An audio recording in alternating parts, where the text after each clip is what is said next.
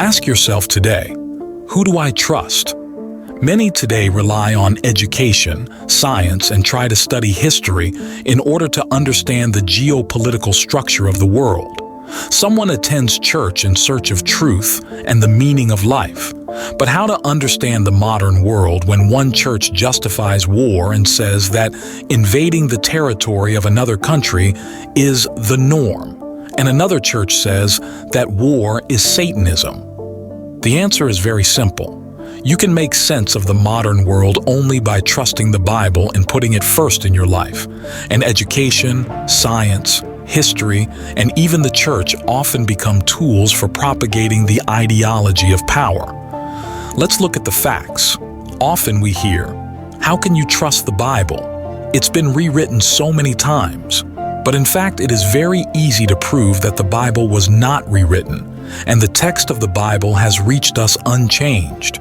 Today, there are three main branches of Christianity: Orthodoxy, Catholicism, and Protestantism, which in turn are divided into tens of thousands of denominations. The format of worship, ceremonies, and rituals vary greatly from one denomination to another. But here's the hard fact: they all use the same Bible. How can that be? There are so many movements and they all have the same Bible. If the Bible were rewritten, then these churches would have their own Bibles. This only proves that each and every one of the 66 books of the Bible has been preserved in its exact form. But the churches have changed, and this is very important. Jesus Christ came and created the church.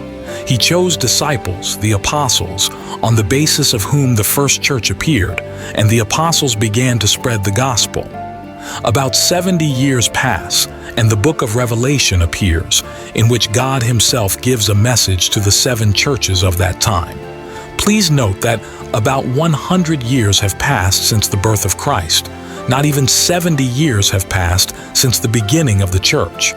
And what Jesus says, he denounces almost every church. You have backslidden from the word of God. You have a reputation of being alive, but you are dead, and so on. Could you please tell us, if such a church exists to this day, what is the use of it if 2,000 years ago Jesus already said you are dead?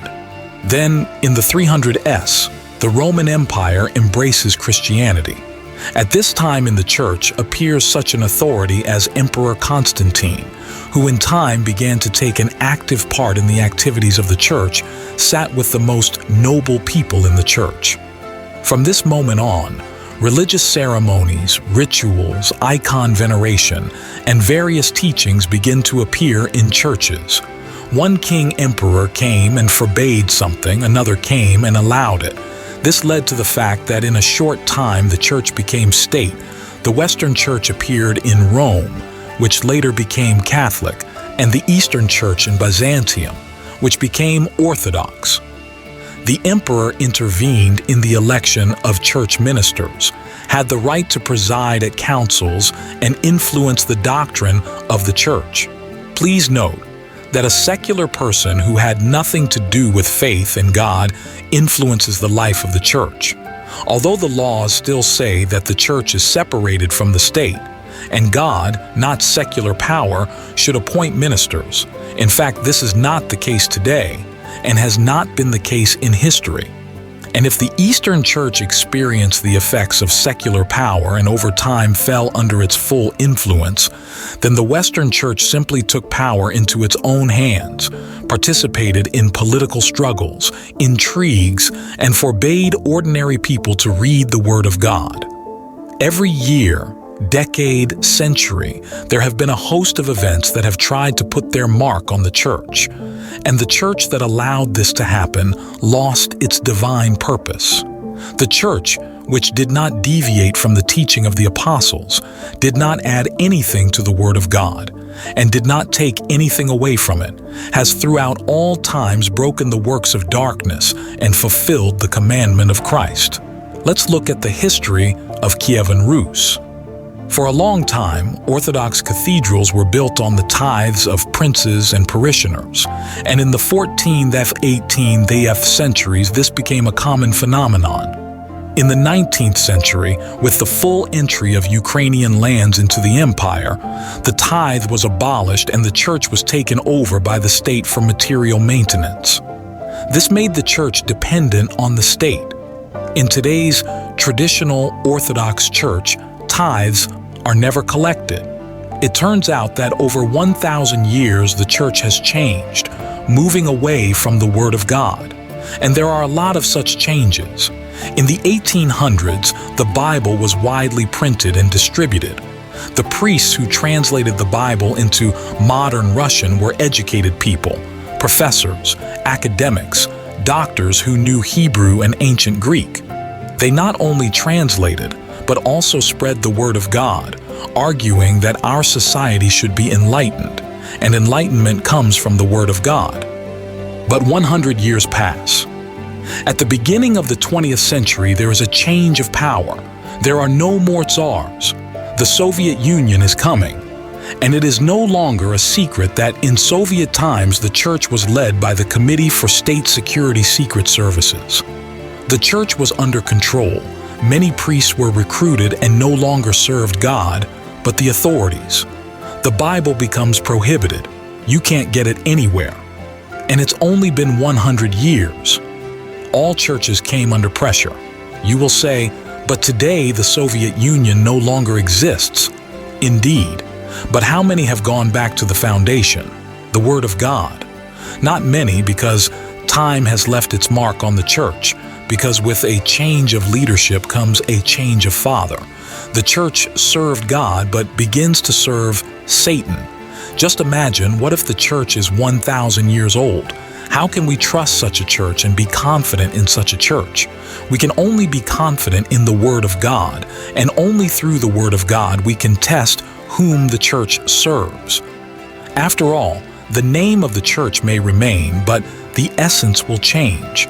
Therefore, even in Soviet times, there was an underground church, which included people from different faiths and denominations, who kept the Word of God and preached the undistorted gospel. So, we see that the state church has become a propaganda tool in the hands of the authorities. And many people say, well, I don't believe in the church. I will believe in science, education, history. But this is a big mistake. Throughout the history of mankind, education, history, and science have become the same instrument for propagating the ideology of power as the church. Going back to the Soviet Union, we know that when Stalin was in power, he said, "There are 3 things we do to disabuse religious seminarians. The first thing, we need to teach them the age of the earth, that the earth is billions of years old.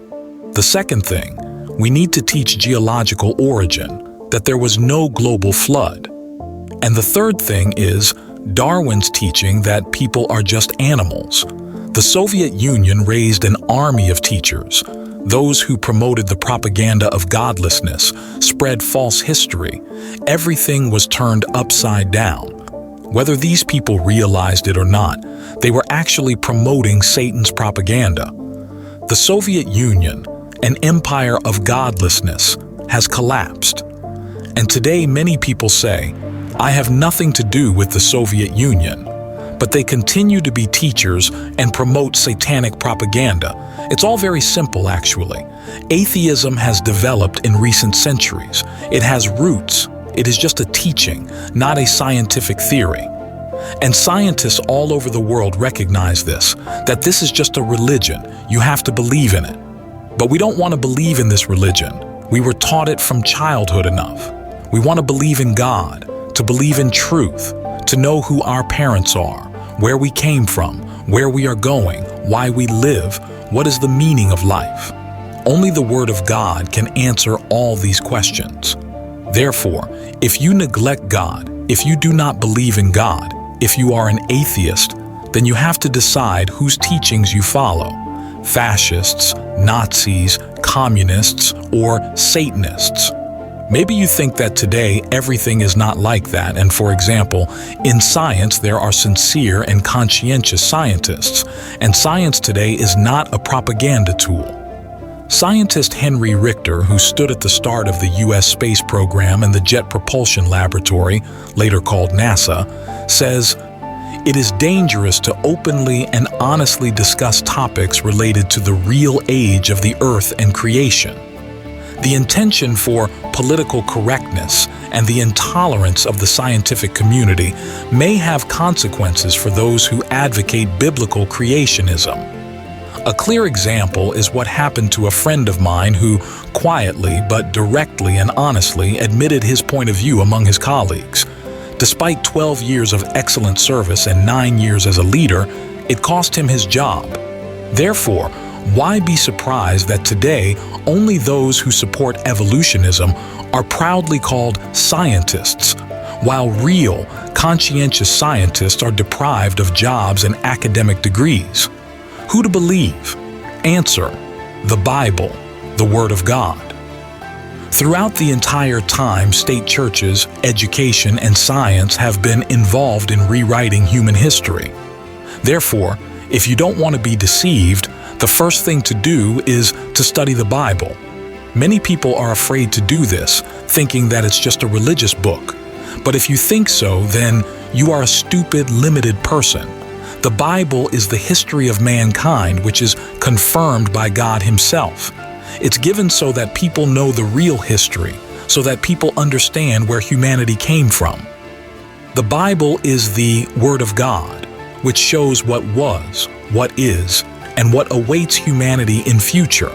Therefore, this is the most popular, most widespread, most numerous, most circulated book in the world. This is God's book for every person. It has a divine origin because the Word of God is God. If you haven't studied it, or if you've stopped studying it, or if you're not continuing to study it, start, and the sooner the better. Then you will be able to look at the whole world with God's eyes and understand all the events that are happening today, and not just look at one level and see very little and limited. Therefore, in order not to be limited, deceived by people susceptible to propaganda, you need to study the Bible in a biblical apostolic church that does not depart from the Word of God and strictly implements it. Subscribe to our channel to receive revelations of the Word of God every day. Our mission is to carry the Word of God worthily through our lives, through the generation in which we are destined to live. Life is a short moment, steam, and we must make every effort to fill this world with the revelation of God. Join us. God bless you.